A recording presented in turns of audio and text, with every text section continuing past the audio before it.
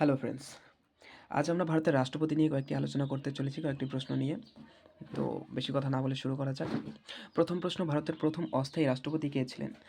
তো তোমরা সবাই নিশ্চয়ই পলিটি পড়তে গিয়ে দেখেছো যে ভারতের যখন গণপরিষদ গঠন করা হচ্ছিল তখন ভারতের প্রথম অস্থায়ী রাষ্ট্রপতি ছিলেন ডক্টর সচ্চিদানন্দ সিনহা। কে ছিলেন? ডক্টর সচ্চিদানন্দ সিনহা।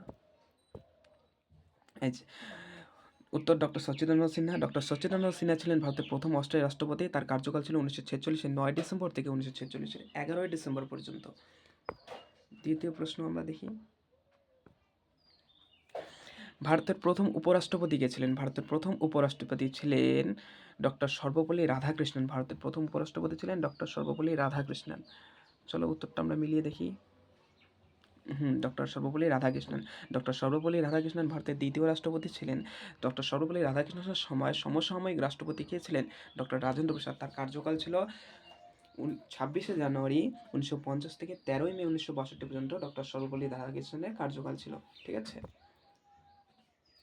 তৃতীয় প্রশ্ন, ভারতের জরুরি অবস্থার সময় রাষ্ট্রপতি কে ছিলেন? ভারতের জরুরি অবস্থার সময় রাষ্ট্রপতি ছিলেন ডক্টর ফখরুদ্দিন আলী আহমেদ। ডক্টর ফখরুদ্দিন আলী আহমেদের সময় 1975 সালে 25শে জুন থেকে 1977 সালের 21শে মার্চ পর্যন্ত জরুরি অবস্থা ঘোষণা করেছিলেন। এই জরুরি অবস্থা ঘোষণার পরামর্শদাতা ছিলেন তদানীন্তন প্রধানমন্ত্রী ইন্দিরা গান্ধী। ঠিক আছে।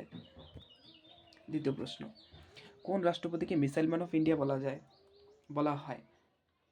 এটা তো তোমরা সবাই জানো, এটা খুবই সহজ প্রশ্ন। ঠিক আছে। এপিজে আব্দুল কালামকে মিসাইল ম্যান অফ ইন্ডিয়া বলা হয়। তার পুরো নাম হচ্ছে আবুল পাখির জৈনুল আবেদিন আব্দুল কালাম। তিনি 2002 থেকে 2007 সাল পর্যন্ত রাষ্ট্রপতি হিসেবে দায়িত্ব পালন করেছেন। তিনি ভারতের মিসাইল ম্যান নামে পরিচিত। তিনি জনগণের রাষ্ট্রপতি নামেও পরিচিত। ঠিক আছে, প্রশ্নটা ইম্পর্টেন্ট আছে, আসতে পারে পরীক্ষায়। ভারতের প্রথম মহিলা রাষ্ট্রপতি কে ছিলেন? ভারতের প্রথম মহিলা রাষ্ট্রপতি ছিলেন প্রতিভা প্যাটেল। ঠিক আছে।